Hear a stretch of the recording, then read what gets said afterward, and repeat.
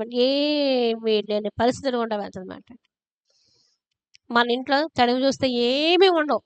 ఒక్కొక్కసారి అలాంటి పరిస్థితులు గుండా దేవుడు నడిపిస్తూ ఉంటాడు. అది ఎడారి అనుభవంలో ఉంటుంది. అలాంటి పరిస్థితులు గుండా ఒక్కొక్కసారి సంఘం నడిపిస్తాడాయన.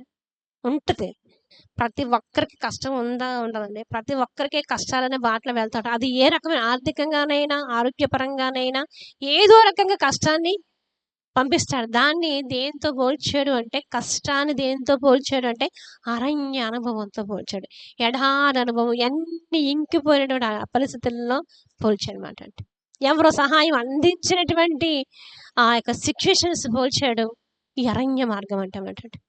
అలాంటి పరిస్థితులు గుండా వెళ్తూ ఉంటుందన్నమాట. అలా వెళ్తున్నప్పుడు చూస్తూ ఉంటాం సహాయం ఏమీ ఉండదు. అలాంటి ప్రాంతాలు వెళ్ళేటప్పుడు దేవుడు ఒక సహాయం, చిరు సహాయం దేవుడు పంపిస్తూ ఉంటాడు. దాహం, ఎటు చూసినా నీరుండని పరిస్థితులు, మనకు అవసరాలు తీర్చలేనటువంటి పరిస్థితులు, మనకున్న అక్కర్లు కానీ కొదువులు కానీ తీర్చేవారు ఎవరు కూడా ఉండనటువంటి పరిస్థితులు కూడా ఒక్కొక్కసారి నడిపిస్తూ ఉంటాడనమాట. వాళ్ళ చూసి మనము అందుకనే బేదలను కటాక్షించేవాడు యెహోవాకు అప్పిచ్చేవాడు అంటాడు. బేదలను చూసి మనం ఏం చేయకుండా తృణీకరించకూడదు. కష్టాలు వెళ్తున్న వాళ్ళని చూసి మనము నిందలు వేయడం చూడకూడదు. కష్టాలు వెళ్తున్న వాళ్ళు చూసి పడ్డ వాళ్ళ మీద 10 రాళ్ళు వేయడానికి ప్రయత్నం చేయకూడదు, సాహసించకూడదు, అనకూడదు అంటే.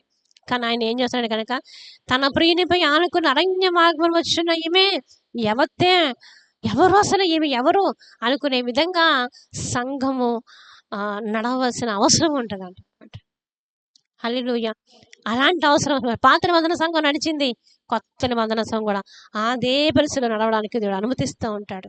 కానీ మనం ఏం చేయాలి? అసలు మన యొక్క కష్టం కానీ శ్రమ కానీ ఎవరికి చెప్పకూడదు. ఎవరికి చెప్పాలి చెప్పండి?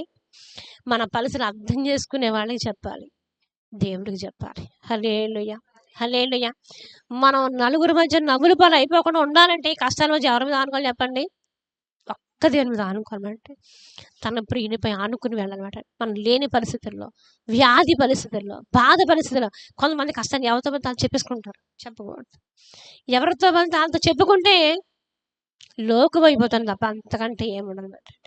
ఎక్కడ చెప్పాలంటే ఎక్కడ చెప్పాలి తగిన జ్ఞానం కూడా దేవుడే అనుగ్రహిస్తాడన్నమాట. మా అమ్మగారు ఎన్నెన్నో పరిస్థితులు గుండా వెళ్ళారు. ప్రతి పరిస్థితి కూడా దేవుని దగ్గరే ప్రార్థన చేసేవారు అన్నమాట. దేవుణ్ణి అడిగేవారు.